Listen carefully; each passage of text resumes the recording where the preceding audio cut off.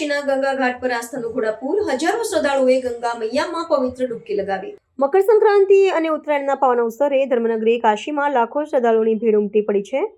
14 અને 15 જાન્યુઆરી 2026ના રોજ વારાણસીના વિવિધ ગંગા ઘાટો પર પરંપરાગત આસ્થા અને ઉમંગ સાથે ભક્તોએ પવિત્ર સ્નાન કર્યું હતું. સવારના બ્રહ્મ મુહૂર્તથી જ દશાશ્વમેઘ ઘાટ, અસી ઘાટ અને મણિકર્ણિકા ઘાટ સહિતના તમામ મુખ્ય ઘાટો પર શ્રદ્ધાળુઓનો અવિરત પ્રવાહ જોવા મળ્યો હતો. સૂર્યદેવના ધન રાશિમાંથી મકર રાશિમાં પ્રવેશની આ ક્ષણને અત્યંત શુભ માનવામાં આવતી હોવાથી શ્રદ્ધાળુઓએ ગંગા સ્નાન કરી સૂર્યનારાયણને અર્ઘ્ય અર્પણ કર્યું હતું. કાશીના ઘાટો પર સ્નાન કર્યા બાદ શ્રદ્ધાળુઓએ બાબા વિશ્વનાથના દર્શન માટે લાઈનો લગાવી હતી. પરંપરા મુજબ ભક્તોએ ગંગા કિનારે દાન પુણ્યની સરવાણી વણાવી હતી, જેમાં તલ, ગોળ અને ખીચડીનું દાન કરવાનું વિશેષ મહત્વ હોવાથી ઘાટો પર દાન લેનારાઓ અને ભિક્ષુકોને અન્ન તથા વસ્ત્રોનું વિતરણ કરવામાં આવ્યું હતું. કાતિલ ઠંડી અને ધુમ્મસ હોવા છતાં ભક્તોની શ્રદ્ધામાં કોઈ ઓટ જોવા મળી નહોતી.